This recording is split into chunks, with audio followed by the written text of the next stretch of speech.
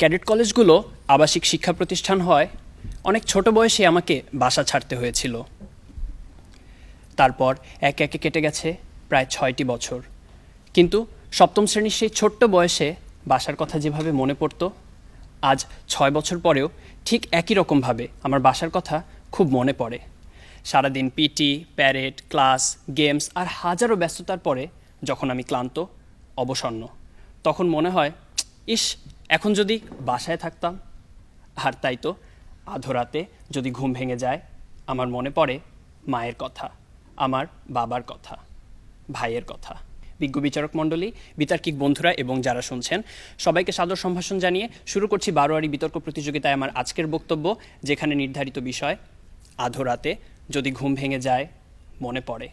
গায়ক তালাত মাহমুদের ঠিক কী মনে পড়তো আমার জানা নেই, তবে যখন খুব ছোট ছিলাম তখন আধোরাতে ঘুম ভেঙে গেলেই মনে পড়তো সকাল হলেই স্কুলে যেতে হবে, আর মনে মনে চাইতাম এই রাত যাতে কখনো না শেষ হয়। অথচ দেখুন, সেই স্কুলকেই এখন কতটা মিস করি। সত্যি বড়ই বিচিত্রময় এই জীবন। আধোরাতে যদি ঘুম ভেঙে যায়, মনে পড়ে কতজনের কত কিছুই তো মনে পড়ে। ছোট্ট শিশুটির হয়তো প্রবাসে কর্মরত বাবার কথা মনে পড়ে, বয়সের ভারে নুয়ে পড়া মানুষগুলোর হয়তো বা মৃত্যু চিন্তা ভেসে আসে, তরুণ লেখকটির লেখাগুলো ঠিকমতো প্রকাশিত হবে কিনা, পাঠক নন্দিত হবে কিনা সে কথা মনে পড়ে, বিনিয়োগকারীর শেয়ার বাজারে ধস নামবে কিনা সে কথা মনে পড়ে। আবার দেবদাসরা হয়তো পার্বতীদের চিঠির জন্য অপেক্ষা করে থাকে। আমার এক খালাতো ভাই উচ্চশিক্ষার জন্য দেশের বাইরে অবস্থান করছে। ওকে যখন জিজ্ঞেস করলাম, আচ্ছা আধোরাতে যদি ঘুম ভেঙে যায় তখন তোমার কি মনে পড়ে, সে আমাকে বলেছিল, আমার তো দেশের কথা খুব মনে পড়ে রে। অর্থাৎ আমরা যেন ছুটে চলি আমাদের পছন্দের জিনিসগুলোর পেছনে, আর ভয়ঙ্কর জিনিসগুলো তাড়িয়ে বেড়ায় আমাদেরকে। তবে মাঝে মাঝে সত্যি খুব চিন্তা হয়। আধোরাতে যদি ঘুম ভেঙে যায়, আমার মনে পড়ে কাঁদছে আবরার ফাহাদের মা, কাঁদছে সীমান্তের ক্যাম্পগুলোতে মানবেতর জীবনযাপন করা প্রায় 10 লাখ রোহিঙ্গা জনগোষ্ঠী, যেখানে সদ্য জন্মগ্রহণ করা শিশুটিও জানে না কি ছিল তার অপরাধ।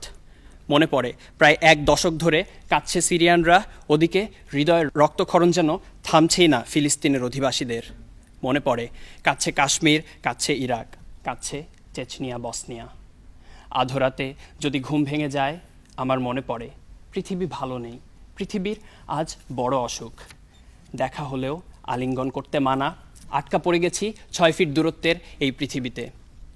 গত প্রায় 1 বছর ধরে করোনা মহামারীতে আমরা সবাই হারিয়েছি অনেক কাছের কিছু মানুষকে। মন্থর হয়েছে অর্থনীতির চাকা, চাকরি হারিয়েছি অনেকে। এই দুর্যোগের মুহূর্তেও পরিবারের মুখে দুবেলা ভাত জোটাতে যারা বেরিয়ে পড়েন কর্মস্থলে, তাদের প্রতি আমার বিনম্র শ্রদ্ধা। আধোরাতে ঘুম ভেঙে গেলে কখনো আবার আমি যেন বাংলা মায়ের হাহাকার শুনতে পাই।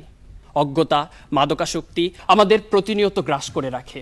জাতির পিতা বঙ্গবন্ধু শেখ মুজিবুর রহমান যে সোনার বাংলার স্বপ্ন দেখেছিলেন, সেই স্বপ্নকে আমরা কতটুকু বুকে ধারণ করতে পেরেছি, সেই লক্ষ্য বাস্তবায়নে আমরা কতটুকুই বা কাজ করতে পেরেছি। আধোরাতে যদি ঘুম ভেঙে যায়, আমার মনে পড়ে যেই ভূখণ্ড, যেই দেশের মাটির উপর আমি ঘুমিয়ে আছি, সেই দেশটা তো এমনি এমনি আসেনি। অনেক ত্যাগ, তিতিক্ষা আর রক্ত দিয়ে কিনতে হয়েছিল এই দেশটাকে। শহীদের রক্তের সেই ঋণ শোধ করতে হলে আমাদের সবাইকে এক হয়ে কাজ করতে হবে। জাতির পিতার জন্মশতবার্ষিকীতে এই হোক প্রতিটি বাঙালির অঙ্গীকার। আমরা এসেছি অনেক দূর, তবে যেতে হবে আরও অনেক অনেক দূর। আধোরাতে যদি ঘুম ভেঙে যায়, আমার মনে পড়ে অনাহারে থাকা সেই সব অসহায় শিশুদের কথা, যাদের দিন কাটে ফুটপাতে আর রাতটা কোনো মতে কেটে যায় রেল স্টেশনের এক কোনায়।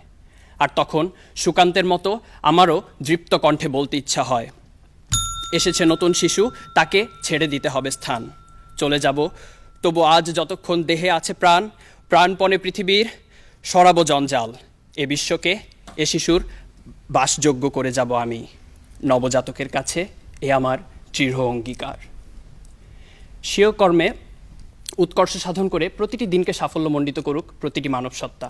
সুন্দর চিন্তার পরিস্ফুটন ঘটুক, স্বপ্নের জাগরণ হোক। দুশ্চিন্তার কালো ছায়া সরে গিয়ে পৃথিবী দেখুক নতুন দিনের আলো। আধোরাতে যদি সত্যিই ঘুম ভেঙে যায়, হতাশা বা দুশ্চিন্তায় নয়, বরং হাসি মুখে নিশ্চিন্তে আবারও ঘুমিয়ে পড়ুক এই পৃথিবীর প্রতিটি মানব সন্তান। এই আশাবাদ ব্যক্ত রেখে আমি আমার বক্তব্য এখানেই শেষ করছি। ধন্যবাদ বিচারক মণ্ডলী, ধন্যবাদ সবাইকে।